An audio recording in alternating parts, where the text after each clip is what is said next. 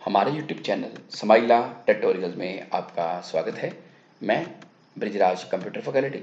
आज की इस वीडियो में हम subject computer science class 11th chapter 7 cyber security and ethics में इस चैप्टर के multiple choice questions, fill in the blanks और ट्रू फॉल्स पढ़ेंगे।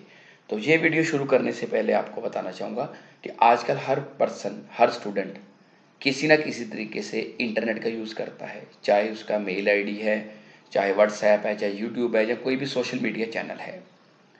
इस टाइम पे बहुत ज़्यादा क्राइम हो रहा है।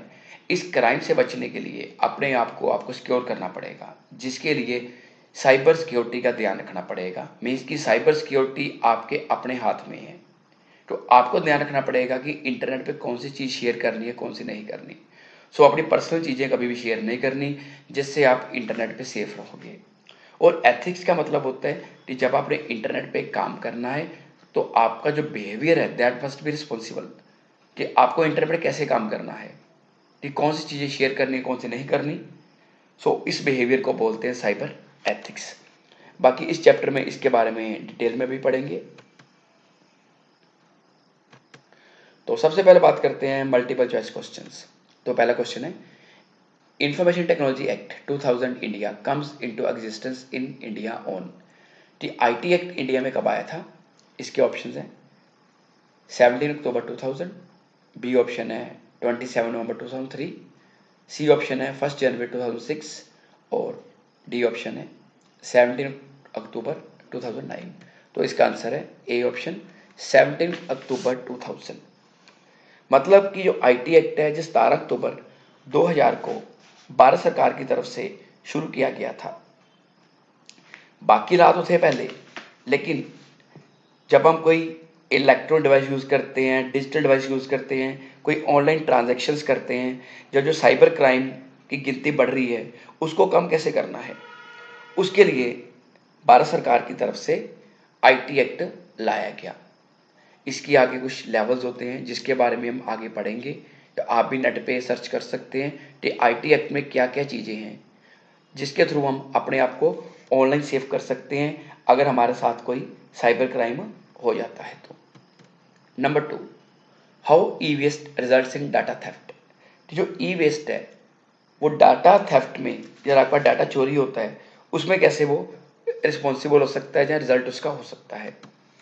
इसके ऑप्शन है A option by email forwarding, B option by replacing old electronic devices in exchange with clearing data, number C है बाय शेयरिंग डाटा और डी ऑप्शन है बाय यूजिंग वाईफाई नेटवर्क। तो इसका आंसर है B option by replacing old electronic devices in exchange with clearing data. इसका मतलब है कि डाटा चोरी क्यों होता है ई वेस्ट के थ्रू। ई वेस्ट का मतलब कि आपका मान लो पुराना मोबाइल है, आपने उसको ऐसे ही सेल कर दिया या ऐसे ही किसी को दे दिया। सो आपको क्या करना पड़ेगा कि जब अपनी को पुरानी इलेक्ट्रॉनिक डिवाइस सेल करनी है, या मतलब उसको डिसमेंटल करना है या फेंकना है, तो उसमें जितना भी आपका पर्सनल डाटा पड़ा है उसको आपने इरेज करके फिर बेचना है या उसको डंप करना है। अदरवाइज अगर गलत हाथ में वो डिवाइस चलेगी तो आपका पर्सनल डाटा चोरी हो सकता है। सो जब भी आपने अपनी पुरानी डिवाइस फेंकनी है या किसी को देनी है तो उसका डाटा जरूर क्लियर करें। थर्ड क्वेश्चन, थर्ड क्वेश्चन में है प्लेगरिज्म मीन्स, कि प्लेगरिज्म का मतलब क्या होता है। तो इसके चार ऑप्शन है। ए ऑप्शन है an act of presenting another person's work or idea as your own, B option है a disease that affects human and other mammals, C option है a contagious bacterial disease corrected by fever और D option है none of above. So plagiarism का मतलब होगा an act of presenting another person's work or idea as your own. इसका अर्थ है कि कोई और व्यक्ति जिसका कोई भी काम है या कोई भी उसने अपना आइडिया तैयार किया है, आप उसे शो कर दो कि वो आपने तैयार किया है, तो उसको बोलते हैं प्लेजरिज्म। सो इस चीज को आपने कभी भी नहीं करना कि जब भी सोशल मीडिया पे किसी का आइडिया लिया है उसको क्रेडिट दे दो, अपने नाम पे उसको कभी भी शो नहीं करना। चाहे उसका कोई गाना है, चाहे उसकी कोई पेंटिंग है या कोई उसकी वीडियो है, उसको आप अगर शेयर करना चाहते हो उसको क्रेडिट देके कर सकते हैं, अपने नेम और फेम के लिए यूज नहीं कर सकते, क्योंकि ये भी एक साइबर क्राइम है। Fourth question, computer vandalism means, कि कंप्यूटर वैंडलिज्म का मीन्स क्या है। इसके चार ऑप्शंस हैं। Action involving deliberate destruction of और damage to property. B option, malicious action that involves the destruction of computer and data. C option, an action to protect computer from virus. और D option, none of above. तो इसका answer है B option, malicious action that involves the destruction of computers and data. सो इसका मतलब है कि कोई person है, उसके डाटा को या कंप्यूटर के अंदर जो भी इंफॉर्मेशन है उस पर कोई वायरस फेंक के या मलिशियस अटैक करके उसको खराब करना।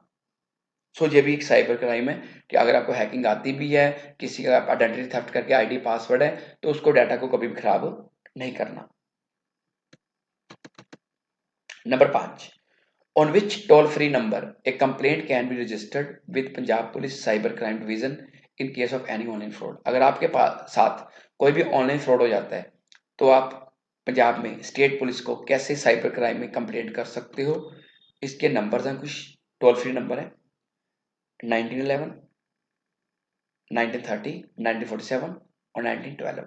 तो इसका सही आंसर है 1930। कि 1930 नंबर है, ये आप अपने पास नोट करके रख लीजिए, याद करके रख लीजिए कि अगर आपके साथ आपके किसी नेबर या फैमिली मेंबर के साथ साइबर फ्रॉड होता है तो आपने उसी टाइम इस नंबर पे कंप्लेंट लिखा देनी है, ताकि आप साइबर क्राइम या फ्रॉड से बच सकें।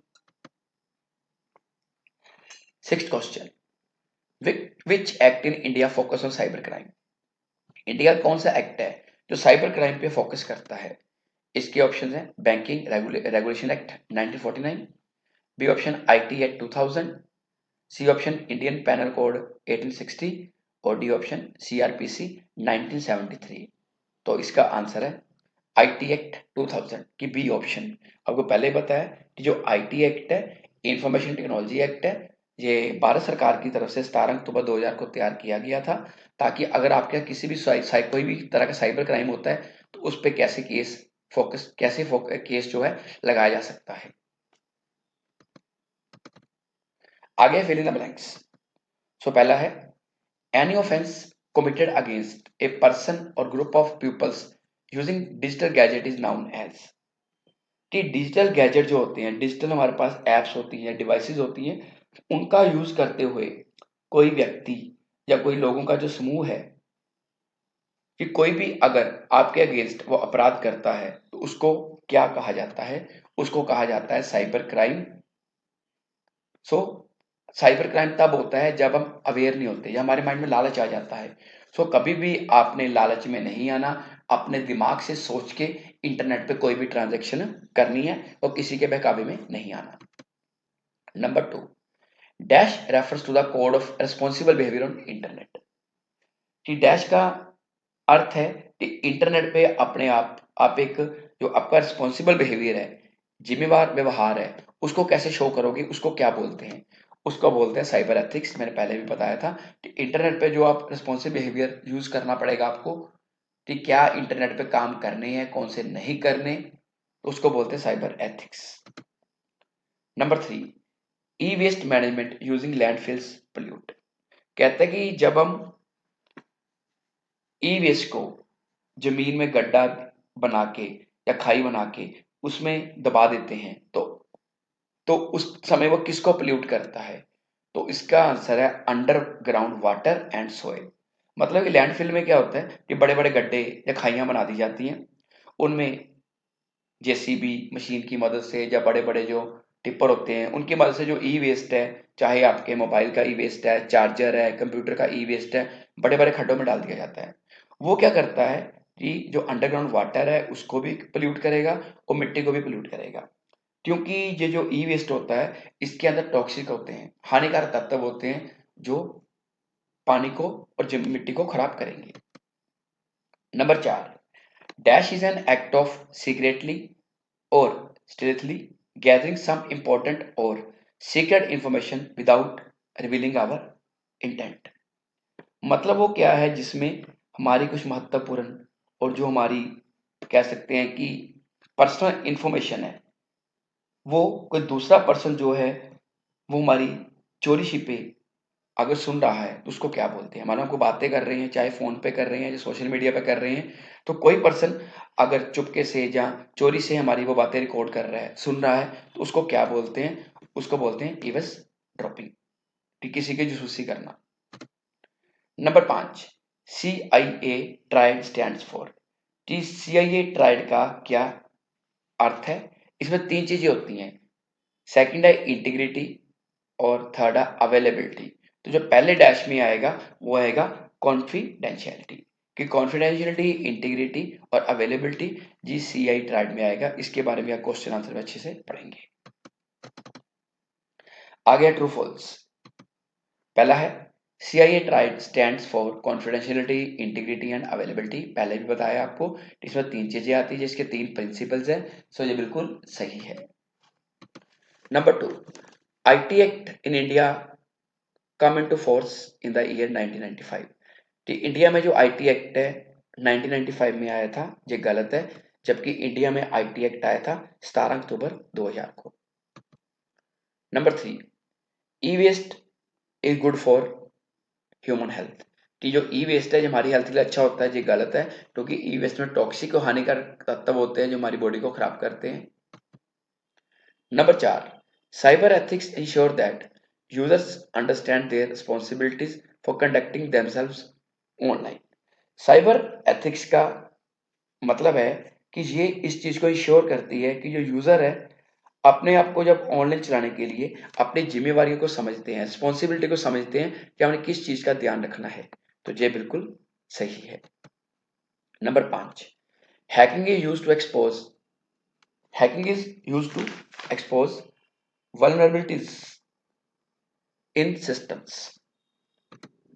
तो ये बिल्कुल सही है कि जो हैकिंग है ये क्या करती है, हमारे सिस्टम में जो कमजोरियां हैं, जो प्रॉब्लम्स हैं, उनको कह सकते हैं उनका पर्दाफाश करती है। सो हैकिंग तभी होगी अगर हम सिक्योर नहीं है। तो अपने आप को आप सिक्योर कैसे करोगे?